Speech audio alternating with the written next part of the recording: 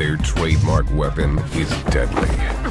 Trinitarios know how to work with machetes and fight with them. They will just cut your hand and that's it. They not just want to do a little assault on you. They want to put you 6 feet under. They don't shoot their victims. They butcher them. A whole arm could come on. Your leg, wherever they hit you at, is gone. They are the Trinitarios, one of New York's most lethal and fastest rising gangs. You kill somebody with a gun, you ain't nothing. But if you kill somebody with a knife, I mean, you're real.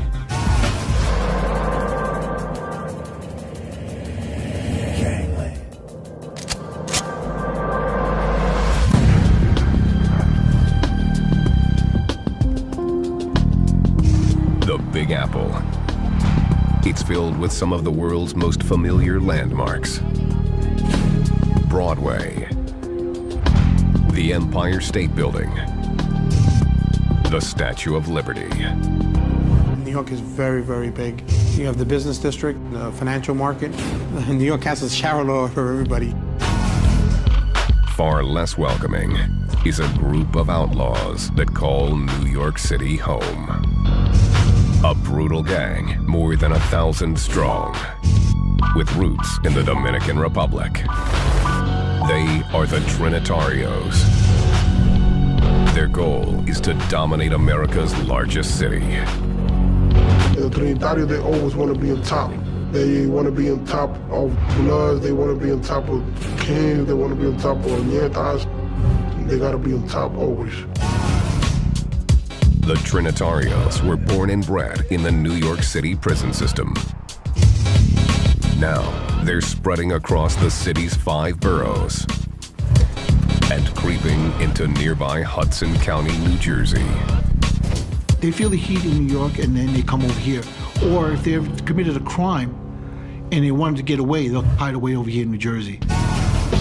They've built their violent reputations wielding a simple but grisly weapon. They don't go out there and shoot people. They're mostly machetes. They're slashing people and cutting people. If you hit him and you pull it back, he brings everything out. Blade, a high-ranking Trinitario in one of the New Jersey chapters, fears retaliation for speaking out about the gang.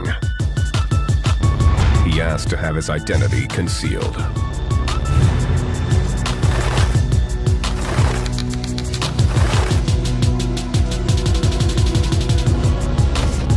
Blade came to the United States from the Dominican Republic in 1993 when he was 13.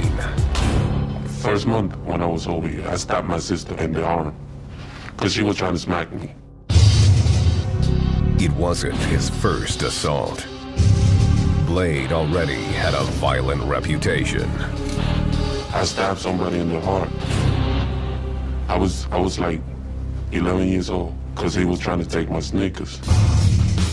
Blade and his family settled in Jersey City, across the Hudson River from Manhattan. It was a tough adjustment. Yeah, I didn't speak English when I came over here. And when I used to go to school, I used to get jumped every day. Everybody basically. Blade joined the Trinitarios and quickly made his own reputation. The leader of a Latin King went to my block and he threw me a punch. So when he did that, I pulled out the machete. I hit him in the head. Then I hit him like four more times in the arm because he went like that. He got a lot of stitches. He got like 50-something stitches in his head. That kind of one-on-one brutality has shocked even hardened New Jersey cops, like Davis Valdivia. A machete, I'm going to take a limb off, depending on where I swing it. If I swing it at your neck, I'm going to take your neck off. For years, he's seen firsthand how the Trinitarios get up close and personal. With a gun, you can shoot somebody from far away and not even see the person. To stab somebody, you got to get up and close and really to stick somebody. But assaults aren't the gang's only crime. They're definitely in the drug business. They're definitely in the home invasion business, assaults, robberies. They run the gamut, just like any other super gang. The Trinitarios have turf all over the Bronx and the Washington Heights section of Upper Manhattan. Washington Heights is home to many Dominican immigrants and is a transportation hub. 6 bridges, 3 highways, and 3 tunnels are nearby, all allowing for quick access to the entire metropolitan area. It's the perfect setup for drug dealers and gang members on the run, making it difficult for law enforcement to track them. There's going to be a group of people trained in the non-Trinitario area. Okay, I just received information from one of my guys that the person that that is doing the hand-to-hand transaction is coming towards our area now. Thanks to the easy access between New York and New Jersey, the Trinitarios have a lucrative narcotics business in both states. It's so easy to travel from one place to another that if they have a problem with the law enforcement, they'll move to another spot. Well, number one, he's selling drugs on the street, so he gotta go. He's selling cocaine. They could make about 10, 15,000 a day. They doing drugs. They selling drugs. If you owe them money, they're gonna kill you. This gang member, Loco, has also asked to have his identity concealed.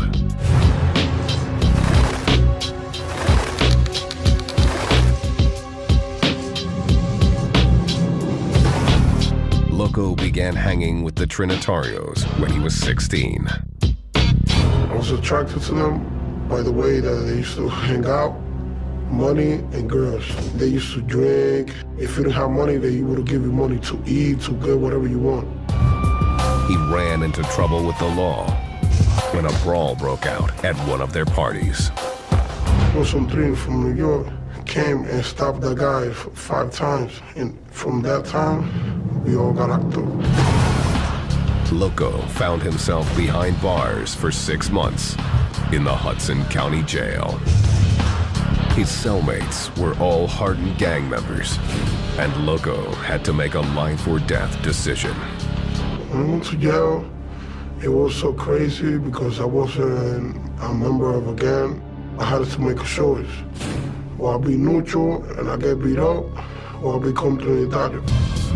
Loco joined the Trinitarios. You gotta fight for respect. If you don't fight for respect inside, you're gonna get beat up. You're gonna get killed. Though New York authorities have battled the Trinitarios for years, the gang has flown under the radar of New Jersey PD. We weren't aware of them. We heard rumblings of them. We heard the names being thrown around. But we didn't know who they were or what they were about. But a savage crime would change everything.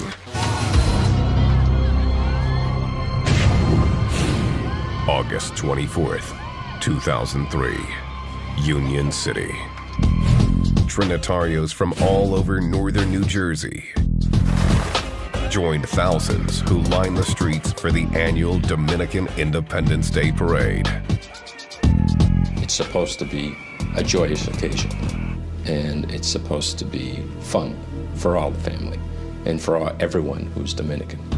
Police were also on alert for gang activity, which had arisen in years past. And a number of people attend the parade with the idea that they should be proud of being who they are, and sometimes who they are gang members. Detective Davis Valdivia was on a routine assignment to tape surveillance video from a rooftop near the end of the parade route. The stakeout was strictly a precaution. I just would zoom in on people's faces and later on try to identify them. If something should happen in the future, we have informants throughout Union City, and we can go to them and show them the tape and try to get people ID'd. 4 months earlier, tensions between the New Jersey Trinitarios and one of their rivals, a fierce street gang called the 60th Street Boys, had ended in bloodshed. They were arguing possibly about a girl when a member of the Trinitarios pulled a knife. One of the 60th Street Boys took the knife away and pretty brutally stabbed a member of the Trinitarios. The victim survived, and the attacker was arrested. But the New Jersey Trinitarios had yet to exact their revenge. Now, as the parade wound through the streets, Detective Valdivia scanned the crowd with his camera. Suddenly, some new faces caught his attention. There was some individuals in the group that I never seen before, and I zoomed in on them. The new gang members turned out to be Trinitarios from New York. 4 months had passed since the 60th Street stabbing, and the New York members were angry that their New Jersey crew hadn't retaliated. The guy from New York, it was like, and you haven't done nothing? So we gonna do something. They kill anybody and they don't care. They had to do this to let everyone know that this is what happens to you when you mess with the Trinitarios. The Trinitarios confronted the 60th Street Boys, but they weren't about to go down without a fight. They challenged the Trinitarios to settle the beef after the parade. The 60th Street local gang basically says, if you want some of this, you know where to find us. The Trinitarios were ready for battle. They met in a nearby schoolyard and planned their revenge. They would execute a coordinated attack on the 60th Street Boys on 60th Street on their own turf. What happened next would put the New Jersey Trinitarios on the map. They definitely made a name for themselves that day. They gotta respect our parade, and they gotta respect our colors. And we're Trinitarios, so we're going after them.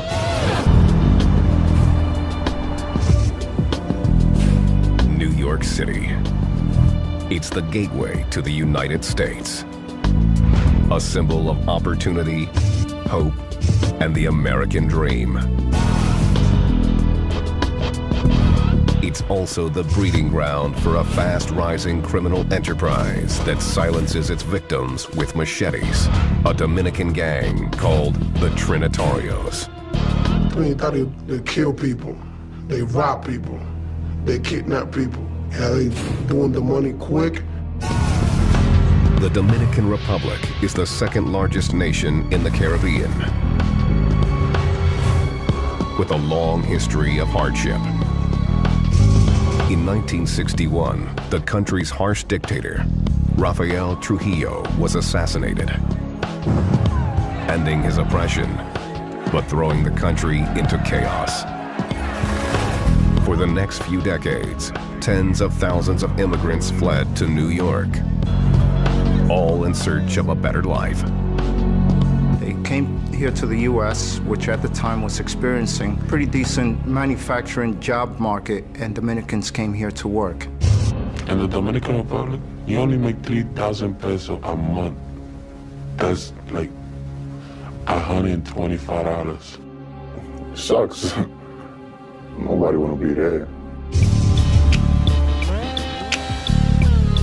By 1990, there were 250,000 Dominicans in the New York metropolitan area.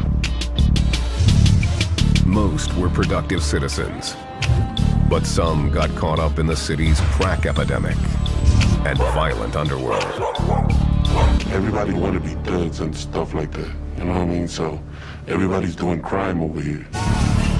The cops took action, and Dominicans began streaming into the New York City correction system, including the notorious Rikers Island Penitentiary, just east of Manhattan. They quickly became the targets of violent, more established gangs, like the Bloods, Crips, and Latin Kings. Dominicans at the time were the minority. Many of them found themselves to be abused by the other ethnic groups that were present. You see a lot of extortion in jail. People taking your commissary, people making you wash their drawers, beating you up for a phone call.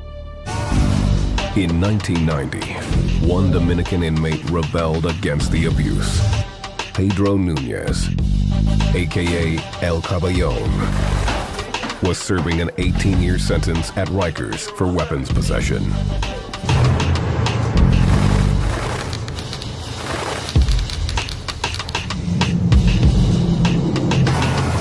El Caballon formed his own gang, Trinitarios, which means Trinity. He took the name from three revered leaders of the Dominican independence movement from Haiti in the 1840s. He saw the abuses that were occurring, and just like Duarte, Sanchez, and Mella saw that the Dominicans were being abused, he felt the same way and started this group with the same name as the founding fathers of the Dominican Republic, the Trinitarios.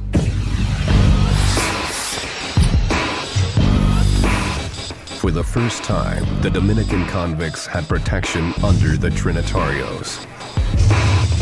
But the gang kept a low profile to escape the watchful eye of prison officials. They kept it very quiet about what was going on for obvious reasons. The Trinitarios on Rikers Island basically operate as a secret society that's there to protect Dominicans. As their numbers grew into the hundreds, the Trinitarios began dominating the other gangs. I don't care what anybody said. In New York, if you're not a Trini in jail, you're nothing. Ain't no blood, Crips, Latin King, nothing. Trini run New York. El Caballon's domain expanded in the mid-1990s as Trinitarios finished their time at Rikers and returned to the streets. With El Caballon running the gang from prison, the Trinitarios took new shape in the heavily Dominican neighborhood of Washington Heights in Upper Manhattan. So they started making, like, if you're gonna be a Trini in here, you gotta represent Trini out there. And you're not just gonna be a Trini in jail for protection. You gotta be a Trini in the street too. You gotta represent. The Trinitarios unleashed a crime wave that ran through Washington Heights into the Bronx and Brooklyn. They started doing narcotics distribution, possession of weapons, and violent crimes. In 1995, in the Bronx alone, nearly a murder a day was occurring, thanks in part to the Trinitarios. The gang began smuggling cocaine from the Dominican Republic, using ingenious and dangerous methods. They'll bring drugs to the state by swallowing it, boofing it. These carriers, known as mules, could hide a half-pound or more of narcotics, risking death with each trip. Imagine you with more than 300 grams inside your stomach. Anything could go wrong. You can't eat, you can't drink nothing.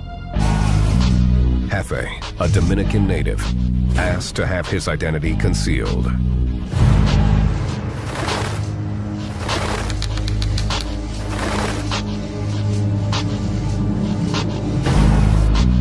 He and his family moved to the Bronx in 1992. There's always something going on around there. Someone getting shot, someone getting caught for selling drugs. Jefe's father worked long hours driving a cab. He insisted Jefe stay at home while he was working because of the many gangs that terrorized the hood. It was usually Bloods and Crips. You know, they had Latin Kings, they had Nietas, Zulu Nation. And you hear a few gunshots. The gang violence was impossible to avoid. In 1998, the NYPD in Jefe's precinct recorded over 2,000 violent crimes, including rape, robbery, burglary, and murder. Well, it was dangerous. The 4-4 precinct is the busiest precinct in the Bronx. Jefe had to stick with his Dominican brothers for protection. It was a lot of race going on, race issue, Dominicans and blacks. They would come and pick up Dominicans on high school, junior high school, and we would just retaliate.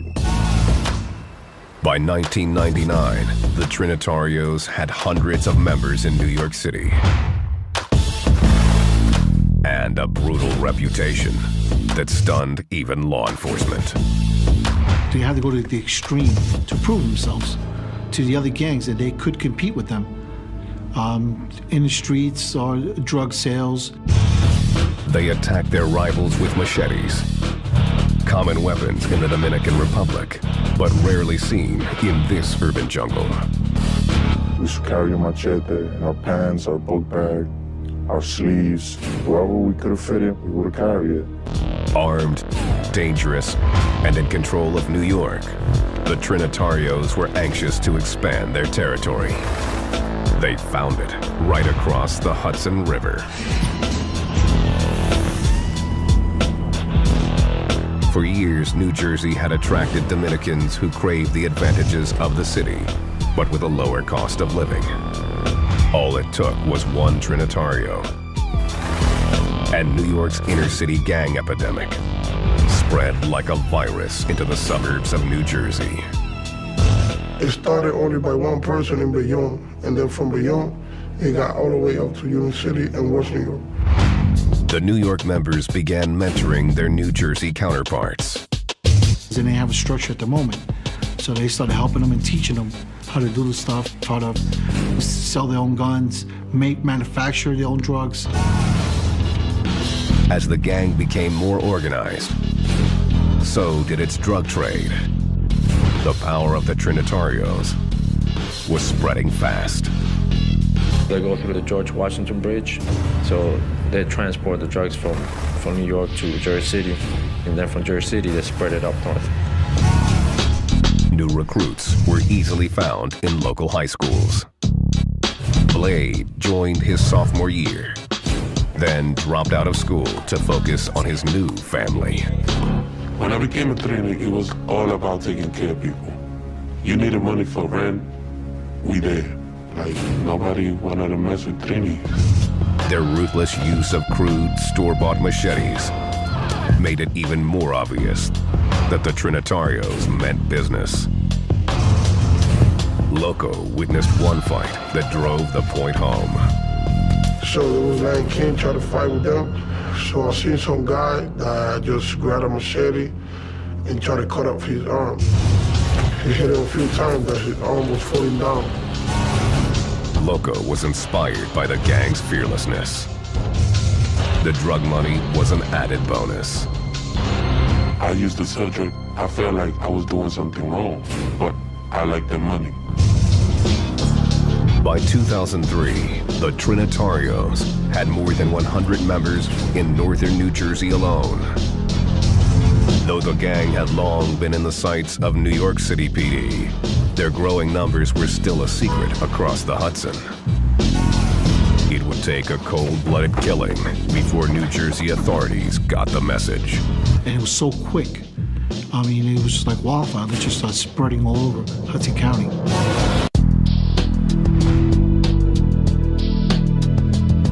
The Trinitarios, a machete-wielding Dominican super gang in New York City, is spreading its brutal violence into neighboring New Jersey.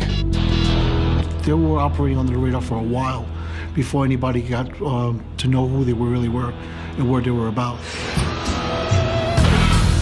Trinitarios take pride in their Dominican roots. It starts with their name. It comes from the word Trinity, from the Father, Son, Holy Spirit. The gang's colors are those of the Dominican flag. Red, white, blue, and most significantly, lime green. The center of the flag got green. It means like earth. That's why we represent green. If you're wearing green, you want the mind. They always carrying a green bandana or a green scarf or a green hat. Anything that they wear green, It shows that they are Trinis. The gang also uses the flag as the basis of their motto. If you look at the Dominican flag, you have 3 words on top. It says Dios, Patria, and Libertad, which is God, country, and liberty. To recognize one another, members frequently greet each other with the numbers 41, 6, 12. 41, 6, 12. That's to know if you a Trinitario. You'll be asked, you son of Duarte? You say 41, 6, 12. Like, yeah, I'm Trinitario. The numbers are a secret code the Trinitarios use to hide their identity. But it's really 4, 16, 12, which are the respective locations for the D, P, and the L in the alphabetical number. It's a code. So they'll make 4 and 16, 41, and 6. The letters D, P, and L show up in almost all of the gang's markings. Trinitarios aren't required to get inked, but those who do choose symbols of the motherland. Most of the Trinis, they do the Dominican flag, DPL, Dios, Patria, Libertad. Another popular tat is the symbol 3NI. 3 is for the 3 colors of our flag and the 3 fathers of our country. And the 9 is short for Trinitario. Trinitarios also represent with hand signs. There's 2 guns up. It's in the center of our flag. And that's the 3 fathers of our country, the 3 colors of our flag, and DPO, Dios, Patria, Libertad. That's the D for Trinis, and it's like a cross, because our flag have like a cross that divide the colors. The Trinitarios are highly organized and enforce strict rules. I want to say maybe second to the Latin Kings, they're probably the most structured gang. All of the gang's chapters are organized the same way. Trinitario structure, everything is 3. So there's 3 top, then you break it down into 3 heads for each chapter. They'll start off with the head, which they call a cabeza. They'll have a secretary. They'll have a treasurer. They'll have security. They'll have an enforcer. There is even an advisor who handles the members' personal business. He's the one, like, if you have a problem, like with your family and stuff like that, you need somebody to talk to, you talk to him. Leaders who get busted are quickly replaced. If I get sent upstate, whoever's second is first, third is second, and third will be a new man, you know? Trinitarios initiate some recruits with beat-ins. Others just need a good recommendation from a trusted crew member. If they know you already put in work, they know you fight and all that, they won't make you go through that hassle. You're like, oh, I know him, man, he gets down. All members must learn and obey the gang's basic code. The 7 points. God, respect, love, peace, courage, nation, and liberty.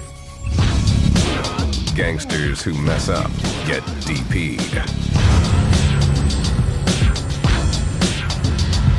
You get 3 people that's gonna hit you for 3 minutes. It's from down to the head to the body. A second violation means twice the discipline. So you gotta make sure you don't do it again, because when you do the second time, you're gonna get 6 minutes. The third time, you're gonna get suspension. You ain't gonna be no treating no more. Chapters hold regular meetings where they collect dues and conduct business. The money that we collect in every meeting is just in case you get locked up, we can send you money to jail. Once a year, Trinitarios from all over New York and New Jersey meet for a universal. They will have universal so everybody could come down and be a part of what's going on. New York Trinitarios, older and more experienced than their suburban brothers, still call the shots. I would say New York probably has more of an influence on Jersey and probably tells them what to do or what to say or how to act if they don't like what they're seeing or hearing. That's what happened in August 2003 at the Dominican Day Parade in New Jersey. The New York Trinitarios discovered that their Jersey brothers had been attacked and issued their secret call to arms. 227 is 27. It means you go to war. The numbers are a code for February 27th, 1844, the day the Dominican Republic declared independence from its Haitian rulers. In Hudson County, it would signify that all hell was about to break loose. As soon as somebody said 227, my people gonna come, and they're gonna come ready. August 24th, 2003, Hudson County.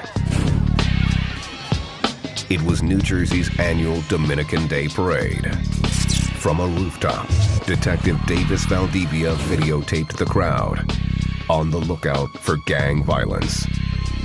I was up there for several hours. I would say probably 6 hours on that roof. Little did he know that the bloodthirsty Dominican street gang, the Trinitarios, was out for revenge. 4 months earlier, a 60th Street gang member had stabbed a New Jersey Trinitario. The victim recovered, but the Trinitarios had yet to settle the score. An unacceptable situation for their New York brothers. They were upset that one of their members was stabbed and nothing was done about it. If someone messes with one of their members and it goes unpunished, they will essentially be viewed as chumps. The New York Trinitarios were hell-bent on revenge and planned to get it on their opponent's own turf. They strategized their attack at a local schoolyard late that afternoon. At the suggestion of a New York leader, they traded their traditional machetes for screwdrivers. It was easy at the moment, because the guy from Brooklyn was like, oh no, we're not gonna carry none of that. What if we get stopped by the cop? They see us with screwdrivers in the car, they're not gonna bother us with that. They sharpened the tips for good measure. They armed themselves with those screwdrivers, ripped clothing apart that were rags in the trunk of the car, and wrapped it around the handle. If there's cloth on the handle, your hand won't slip when you stab someone with it, and you're never going to leave fingerprints. The gang was prepared for cold-blooded murder. You can't really slice anybody with a screwdriver. I mean, it's only one purpose is to jab and puncture. 2 carloads of Trinitarios headed straight for the heart of the 60th Street Boys territory in West New York. They found what they were looking for at the corner gas station at 60th Street and Broadway. The Trinitarios confronted 21-year-old Jameer Brown, who was an associate of the gang. Once they approached him, they asked for an individual by the name of Munchi. And that's the same individual that had words with them during the parade.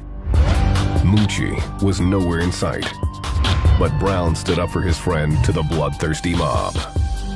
He responds to them saying he's not here, and if you have a problem with him, you have a problem with me. The Trinitarios pulled out their screwdrivers. Someone ran up to him and stabbed him. And then they were all over him, stabbing him. Brown went down instantly. One of his friends, a 16-year-old, tried to break up the assault. One individual of the 60th Street Boys actually went to his aid, and he wound up getting stabbed in the forearm. Jameer's friend was able to escape and ran to alert police. He suffered a severe stab wound and would later need 19 stitches, but he survived the attack. Jameer Brown was not so lucky. The screwdrivers had ripped through a crucial artery. The Trinitarios scattered, leaving Jameer Brown essentially dying on the street. Brown died at a local hospital 90 minutes later. The murder sent a clear message from the Trinitarios to its many rivals. You do something to one of my peoples, I'm gonna do something to you. That's why we gotta do to be known, so we can get our respect.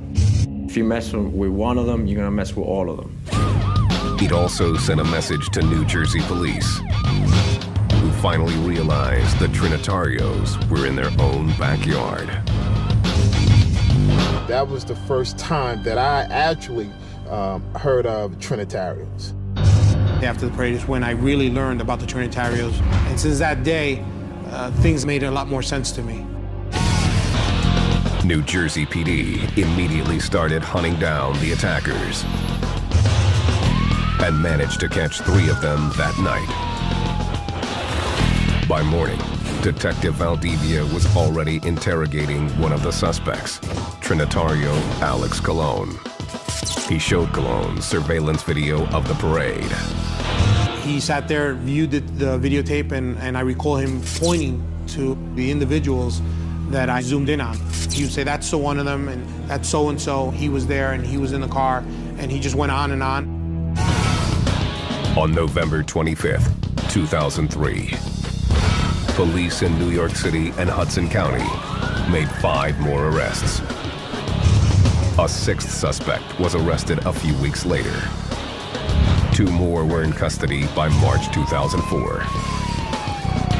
The charges included murder, aggravated assault, and unlawful possession of weapon. Among those charged were 2 alleged high-ranking Trinitario leaders, 22-year-old Ricardo Osorio of New York and 21-year-old Pablo Molina of New Jersey. The prosecution's case was coming together. I counted about 56 witnesses that were possibly going to testify if needed. Prosecutors also had a star witness. Alex Colon, the gangster who identified suspects on the parade videotape, was in jail facing a murder charge. He was cooperating with the prosecution against the Trinitarios in the hopes of receiving a reduced sentence. Colon gave us a nice big picture. He could point to all the parties. But Colon would never make it to the stand. Our case seemed as if it would fall apart.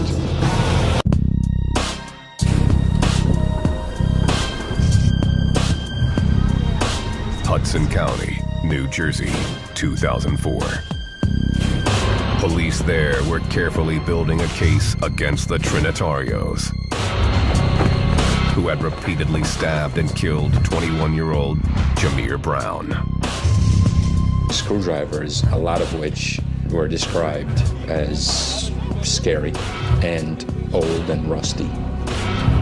It was a pretty brutal attack. 8 defendants were set to stand trial. One of them, 23-year-old Alex Colon, was cooperating with police.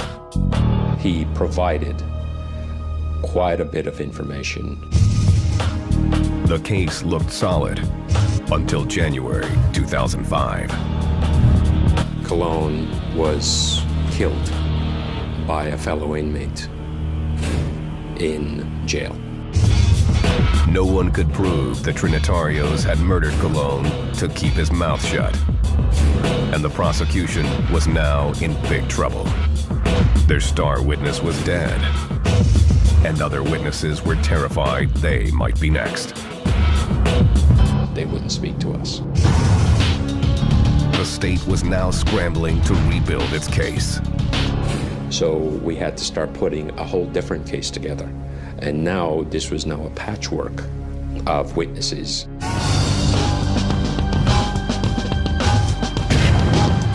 January 5th, 2006.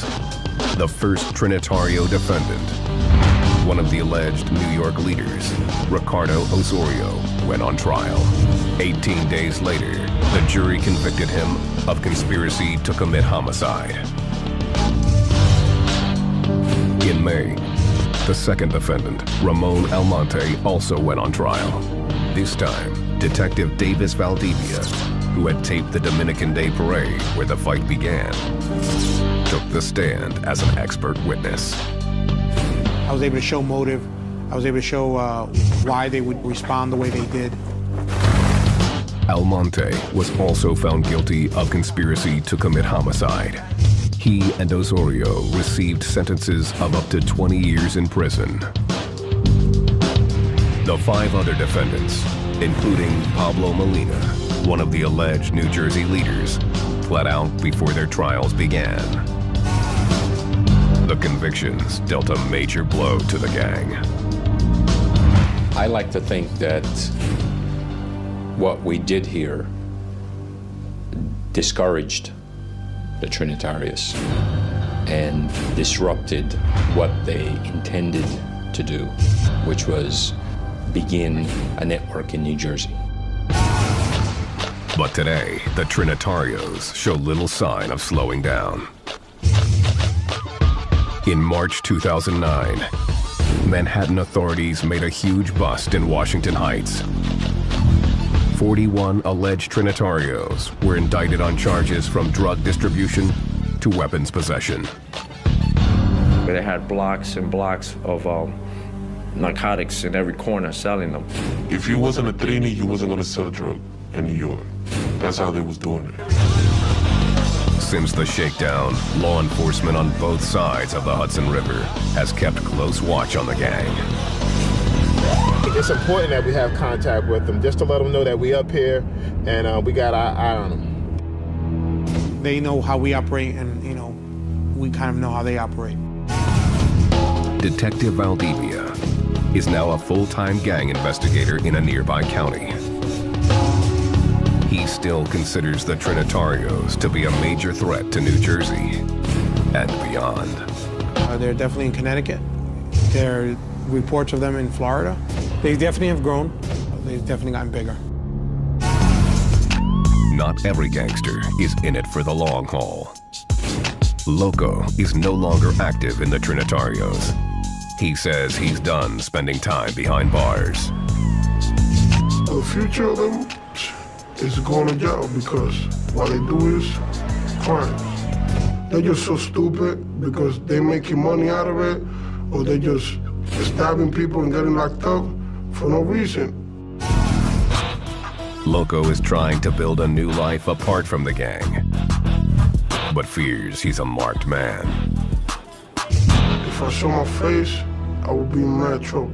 I'm gonna tell people that want to see this, young kids, don't get into Trinis. They ain't worth it. After years with his New Jersey chapter, Blade has also left the Trinitarios. He received the gang's blessing after having a child.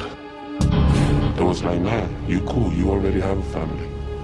So that's the only way that you can get out of it. If you want to do something with your life, they respect that. Hefe got a similar reprieve after starting a family. His perspective on the gang has changed since leaving Rikers Island in 2006. I'm lucky I'm alive. I used to do a lot of crazy. But now that I'm older, I got a different mentality. But these former gangsters are in the minority. The Trinitarios are on a mission to dominate even more of the New York City area. Nothing will stop them. Fighting, stabbing people, robbing people. Nobody can touch us, not even cops. I see them not stopping. I see them growing in number. I see them getting more violent. There will never be peace. 10 years from now, you're gonna still hear Trinitarios